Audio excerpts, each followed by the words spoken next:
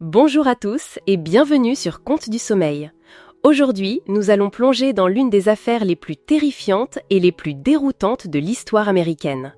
L'histoire d'un prédateur insaisissable qui a semé la terreur pendant plus d'une décennie, pour ensuite disparaître comme un fantôme. Mais comment un mystère aussi glacial a-t-il finalement été résolu après 44 ans ? Restez avec moi jusqu'à la fin, car les rebondissements de cette enquête vont vous laisser sans voix. Imaginez un instant l'horreur. Vous dormez paisiblement au milieu de la nuit, dans la sécurité de votre propre maison, lorsque vous êtes brusquement réveillé par le faisceau éblouissant d'une lampe de poche en plein visage. Vous ouvrez les yeux et découvrez un homme masqué qui pointe une arme directement sur votre tempe.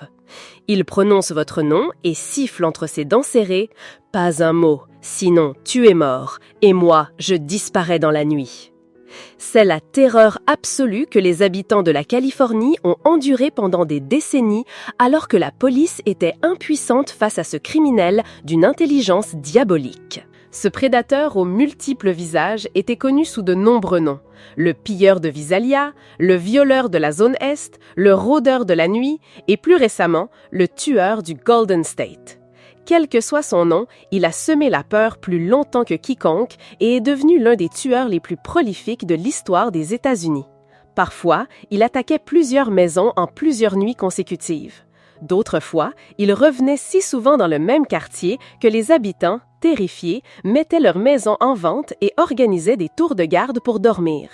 En 12 ans, de son premier crime connu en 1974 au dernier en 1986, le tueur du Golden State a attaqué plus de 120 domiciles, a agressé sexuellement 50 personnes, a ôté la vie à 12 âmes innocentes et a brisé l'existence d'innombrables autres. Cependant, son règne de terreur a eu lieu bien avant l'avènement du 911, des caméras de surveillance, des progrès de l'analyse ADN et d'Internet.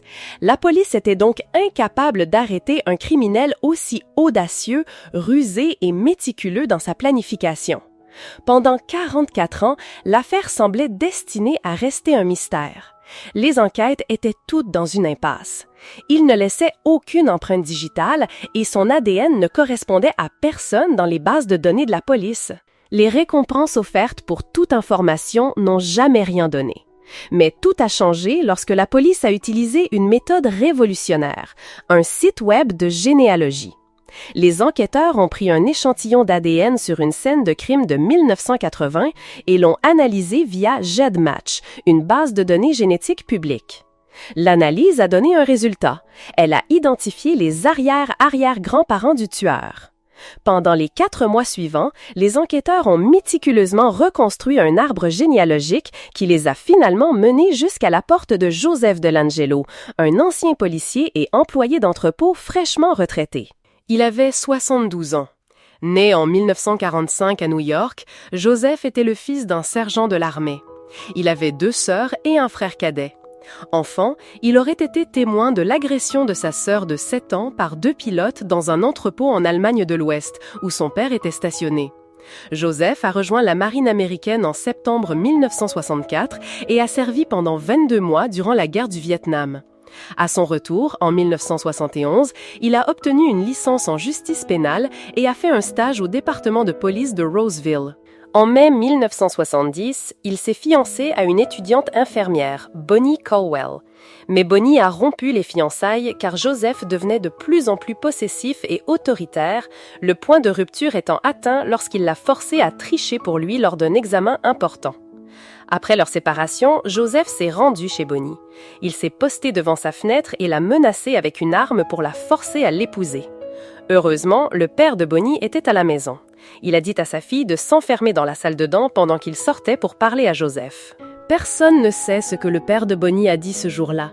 Mais à partir de ce moment, Joseph ne l'a plus jamais importuné. En novembre 1973, il a épousé Sharon Marie Huddle, avec qui il a eu 3 filles. Ils se sont séparés en 1991. En mai 1973, Joseph a été engagé comme officier de police dans la brigade anti-cambriolage d'Exeter. Ses collègues le décrivaient comme un homme intelligent, courageux et doté d'un grand sens de l'observation.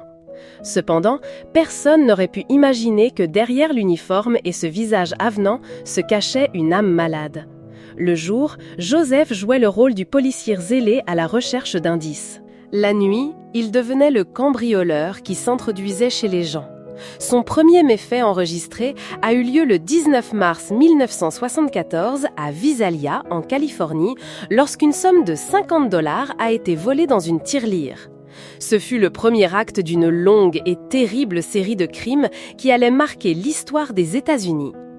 Au début des années 1960, Visalia, en Californie, était l'un de ces endroits où la confiance régnait encore. Personne ne fermait sa porte à clé et les fenêtres restaient ouvertes. C'était une petite ville tranquille, nichée près d'un parc national, avec des quartiers résidentiels aux ruelles sombres. Cet environnement était tout simplement parfait pour un cambrioleur débutant comme Joseph. Mais Joseph n'était pas un cambrioleur ordinaire. Alors que la plupart des voleurs agissent vite, lui prenait tout son temps, se déplaçant dans les maisons avec une lenteur et une aisance déconcertantes, comme s'il était chez lui. Et tandis que d'autres auraient volé des objets de valeur, Joseph se contentait de fouiller, d'éparpiller les sous-vêtements féminins dans toute la maison et de dérober des babioles personnelles, des photos de famille, une alliance, un permis de conduire ou des pièces de collection. En réalité, Joseph ne s'introduisait pas chez les gens par besoin d'argent. Ce qu'il cherchait, c'était le frisson du danger, l'excitation de la transgression. Il se sentait supérieur aux autres, maître du jeu, capable de contrôler la vie de parfaits inconnus. Voir ses propres collègues policiers impuissants, incapables d'arrêter ce voleur audacieux qui terrorisait Visalia, nourrissait son ego démesuré. Il savourait le fait de savoir qu'il était plus intelligent que tous ses collègues stupides qu'il menait par le bout du nez. Et il devait bien l'admettre. Ses années de formation policière l'avaient rendu exceptionnellement adroit, malin et bien plus rusé que n'importe quel autre voleur. Joseph planifiait chaque coup avec une minutie effrayante, surveillant une maison pendant des semaines, voire des mois, avant de passer à l'action. Il choisissait ses cibles avec soin. Des maisons adossées à un parc, donnant sur une ruelle, près d'un sentier ou d'un fossé, des endroits parfaits pour s'échapper rapidement en cas de problème. Il ne garait jamais sa voiture près des lieux du crime. Il préférait s'y rendre à pied ou utiliser un vélo volé. Il portait toujours des gants et, une fois à l'intérieur, il ouvrait toutes les fenêtres ainsi que la porte du garage pour se ménager des issues. Et il avait une signature particulièrement étrange. Il empilait des assiettes ou des bouteilles devant les portes ou les plaçait en équilibre sur les poignées. Si un habitant rentrait à l'improviste, le bruit de la vaisselle brisée l'alerterait instantanément.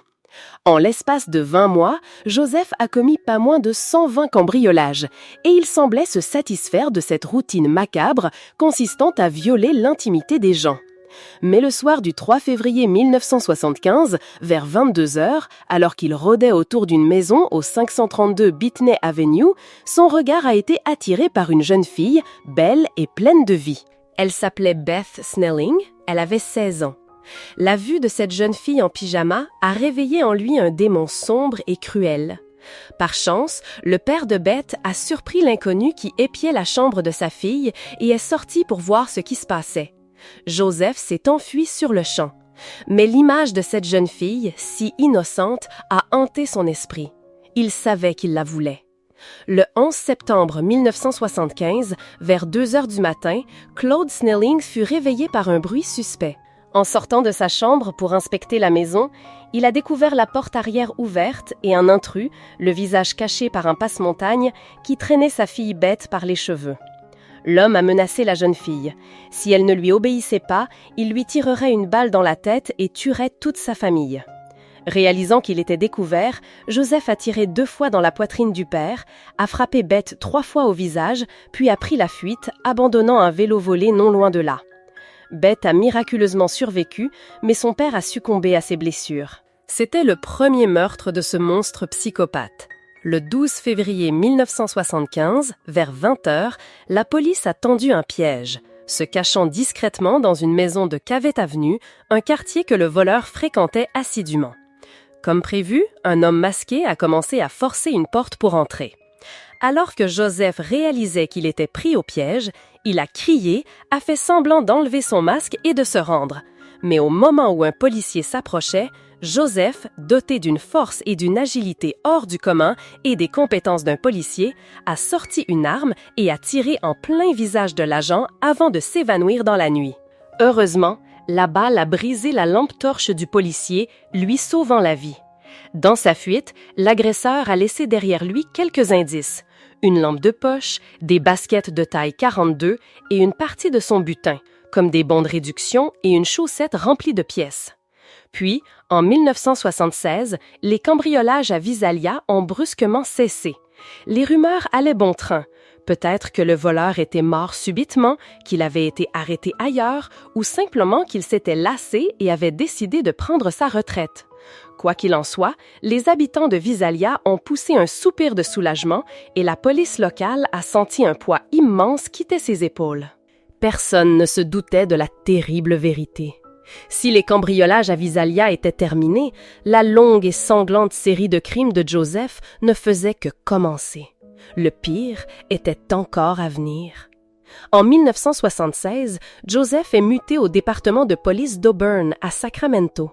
C'est là que ses crimes prennent une tournure bien plus sombre. Les simples cambriolages ne lui suffisent plus. Joseph commence à s'introduire chez ses victimes pour les agresser et leur ôter la vie nuit après nuit. Il se fait alors connaître sous le nom glaçant de « violeur de la zone Est », car ses attaques se concentrent principalement dans l'est du comté de Sacramento, le long de la côte californienne.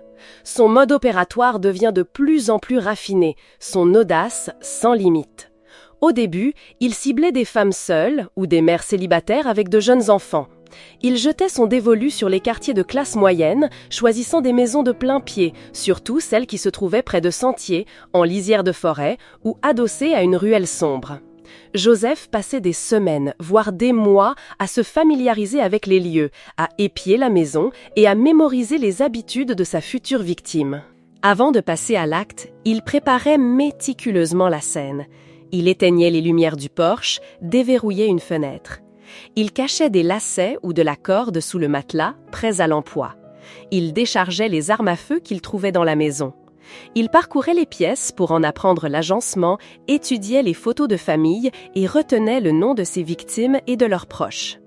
Souvent, dans les jours précédant l'agression, les victimes entendaient des bruits étranges à l'extérieur ou recevaient des appels inquiétants, ou une présence silencieuse restait en ligne avant de raccrocher brusquement. Joseph était un prédateur d'une intelligence redoutable.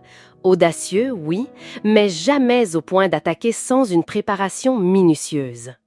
Il connaissait par cœur le quotidien de ses victimes, savait exactement quand leurs proches leur rendaient visite et à quel moment elles seraient vulnérables, seules. C'est grâce à cette planification méticuleuse et à sa ruse qu'il a toujours réussi à s'échapper, même les rares fois où il a été surpris. Le mode opératoire du violeur de la zone Est était terrifiant de précision. Il s'introduisait par une fenêtre, réveillait ses victimes endormies en leur braquant une lampe de poche au visage, puis les menaçait avec une arme de poing ou un couteau. Elles étaient ensuite ligotées, souvent avec les lacets qu'il avait lui-même dissimulés. Puis, il leur bandait les yeux, les bâillonnait et leur infligeait des sévices pendant des heures. Contrairement à d'autres criminels, Joseph faisait preuve d'une impudence et d'une audace effrayantes. Il attaquait souvent sans pantalon et passait des heures dans la maison au lieu de fuir rapidement.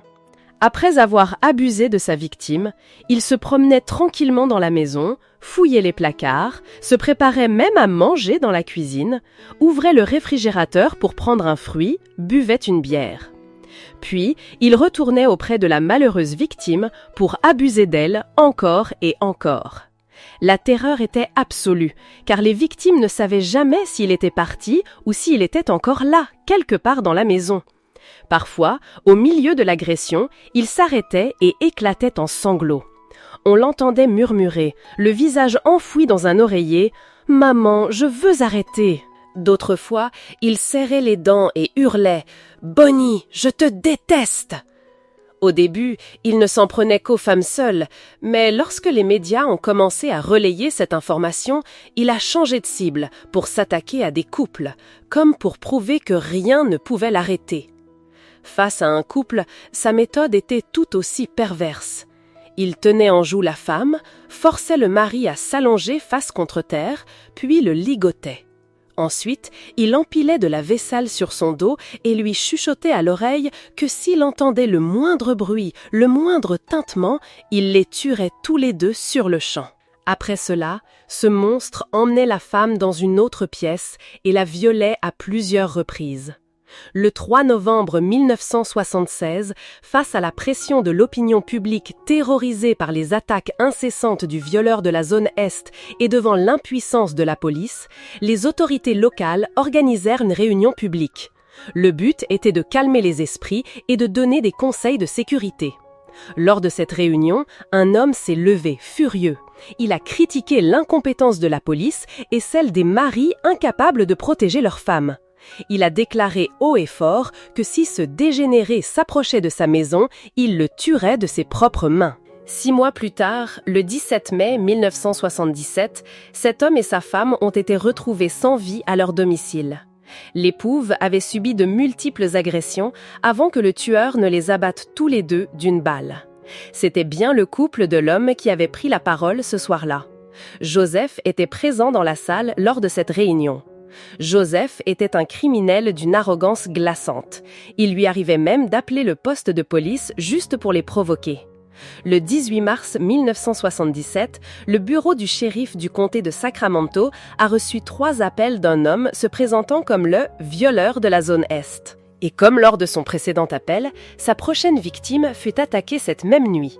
Non content de défier la police, ce monstre appelait également ses victimes chez elles et même sur leur lieu de travail des mois après l'agression, juste pour s'assurer qu'elles vivraient dans une peur constante. Le 5 juillet 1979, sur le chemin Queen Anne Lane à Goleta, une femme, terrifiée, gisait face contre terre dans son salon. Ses poignets étaient ligotés dans son dos, ses pieds attachés au niveau des chevilles. Elle avait les yeux bandés et un tissu enfoncé dans la bouche. Pourtant, elle pouvait entendre l'intrus fouiller dans la cuisine. Il était 2h20 du matin. « Je vais les tuer », marmonna-t-il pour lui-même. Miraculeusement, la femme a réussi à défaire les liens à ses pieds, s'est échappée par la porte d'entrée et a hurlé à l'aide. Son voisin était un agent du FBI. Il s'est précipité dehors et a vu un homme grand et masqué sauter sur une moto et s'enfuir à toute vitesse. Après cette rare attaque ratée, Joseph a déplacé son terrain de chasse vers le sud de la Californie. Et cette fois, il s'est assuré qu'aucune de ses victimes ne survivrait pour le décrire. En 1979, Joseph fut arrêté pour le vol d'un marteau et d'un répulsif pour chien, ce qui lui valut d'être renvoyé des forces de police. Cependant, cela ne fit qu'attiser sa folie meurtrière. Au matin du 30 décembre, la police est arrivée au domicile du docteur Robert Offerman. Une femme se tenait devant la maison, en larmes, criant « Il y a 2 morts à l'intérieur !» Les corps se trouvaient dans la chambre. La petite amie d'Offerman, la psychologue Debra Manning, 35 ans, gisait sur le côté droit du lit, nue et ligotée. Offerman, un médecin de 44 ans, était à genoux sur le sol, serrant dans sa main gauche 3 cordes de nylon blanc. Ils avaient tous les deux été abattus. Le plan du tueur semblait avoir mal tourné. Offerman avait peut-être réussi à défaire ses liens et à se jeter sur son agresseur, mais malheureusement, le tueur les avait abattus tous les deux.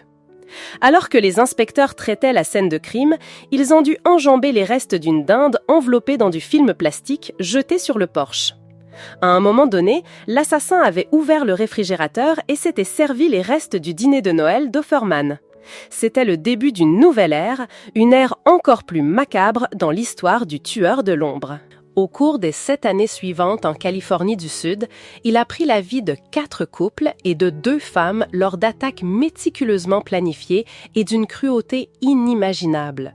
Le 13 mars 1980, Charlene Smith, 33 ans, et Lyman Smith, 43 ans, ont été retrouvés assassinés dans leur maison à Ventura.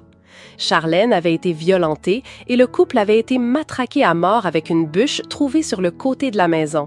En examinant la scène, la police a remarqué que les poignets et les chevilles des victimes étaient attachés avec un type de nœud chinois inhabituel, le nœud de diamant. C'est à ce moment-là que la police a commencé à soupçonner que le tueur de l'ombre de Californie du Sud était le même homme que le violeur de la zone est de Sacramento, car ce même type de nœud avait été retrouvé sur les scènes de crime de Sacramento. Les enquêteurs ont tenté de déchiffrer la signification du nœud, espérant y trouver un indice sur l'identité du tueur, mais ils n'ont pu en tirer aucune piste concrète. Le 19 août 1980, Keith Harrison, 24 ans, et Patrice Harrison, 27 ans, ont été retrouvés battus à mort à coups de tisonnier dans leur maison, située dans un quartier aisé de Dana Point. Patrice Harrison avait également été agressé. Bien que les ecchymoses sur les poignets et les chevilles des victimes indiquaient qu'elles avaient été ligotées, ni l'arme du crime ni les liens n'ont été retrouvés sur les lieux. Les Harrison n'étaient mariés que depuis 3 mois au moment de leur assassinat. Le frère de Keith Harrington était un homme extrêmement riche. Après la mort de son frère, il a dépensé plus de 2 millions de dollars pour soutenir la proposition de loi 69 de la Californie qui autorisait la collecte d'ADN de tous les criminels condamnés pour des crimes graves, dans l'espoir de retrouver le coupable et d'obtenir justice pour son frère. Le 27 juillet 1981, Sherry Domingo, 35 ans, et Greg Sanchez, 27 ans, sont devenus les 10e et 11e victimes du tueur de l'ombre. La signature était toujours la même, les femmes étaient des beautés sveltes, les mains liées dans le dos, et le sol était couvert d'empreintes de chaussures Adidas de taille 42. Le 4 mai 1986, le corps de Janelle Cruz, 18 ans, a été retrouvé après qu'elle ait été agressée et battue à mort avec un tissonnier dans sa maison à Irvine. Sa famille était en vacances au Mexique au moment de l'attaque. Janelle fut la dernière victime connue du tueur en série. L'affaire est restée non élucidée pendant des décennies. Cependant, de nombreux détectives amateurs ont continué à suivre l'affaire et Michelle McNamara était l'une d'entre eux. C'est elle qui a forgé le surnom qui restera dans l'histoire, le Golden State Killer, le tueur du Golden State. Pendant que l'enquête piétinait, le livre de Michelle McNamara, intitulé « I'll Be Gone in the Dark » ou « Je disparaîtrai dans la nuit », publié en février 2018, est devenu un véritable best-seller. Et puis, après 44 longues années, le 24 avril 2018, un nom est enfin mis sur ce fantôme. Joseph D'Angelo est arrêté. C'est une première historique, la première affaire classée de cette ampleur à être résolue grâce à un site de généalogie génétique. L'ADN du suspect a été comparé aux bases de données généalogiques publiques pour trouver des correspondances familiales. Pour remonter jusqu'à Joseph, les enquêteurs ont patiemment reconstitué des arbres généalogiques, affinant leurs recherches par l'âge, la localisation et d'autres indices. Une fois Joseph D'Angelo dans leur viseur, les autorités l'ont mis sous surveillance et ont récupéré son ADN sur un simple mouchoir en papier qu'il avait jeté dans une poubelle. Le 29 juin 2020, le verdict tombe. Joseph plaide coupable de 13 chefs d'accusation de meurtre au premier degré. Il n'a cependant pas pu être jugé pour les innombrables agressions et cambriolages, le délai de prescription pour ces crimes étant écoulé. Sa sentence est sans appel. Plusieurs peines de prison à vie, consécutives et sans aucune possibilité de libération conditionnelle. L'arrestation de D'Angelo a été largement saluée par le public, encourageant de nombreux services de police à explorer cette nouvelle voie pour résoudre d'anciennes énigmes. Toutefois, cette méthode a aussi soulevé une question cruciale pour notre époque numérique, celle de la confidentialité de nos données génétiques et de l'accès des forces de l'ordre à ces informations si intimes. Entre le 18 et le 20 août 2020, Joseph D'Angelo a dû faire face en personne à ses victimes. Les survivants, leurs familles et les proches de ceux qu'il avait fauchés se sont tenus devant lui. Et bien que le monstre soit enfin derrière les barreaux, payant pour ses actes, les cicatrices, elles, restent. Des blessures invisibles et éternelles pour toutes les personnes dont il a brisé la vie. Cette histoire nous rappelle la fragilité de la vie, mais aussi la force incroyable de la persévérance. Si ce récit vous a touché ou interpellé, n'hésitez pas à laisser un j'aime pour soutenir notre travail. Abonnez-vous à Contes du Sommeil pour ne manquer aucune de nos prochaines histoires. et partagez cette vidéo si vous pensez qu'elle peut intéresser d'autres personnes. J'aimerais beaucoup lire vos pensées dans les commentaires. Que vous inspire cette affaire? Merci de nous avoir écoutés. Prenez soin de vous et à très bientôt pour un nouveau conte.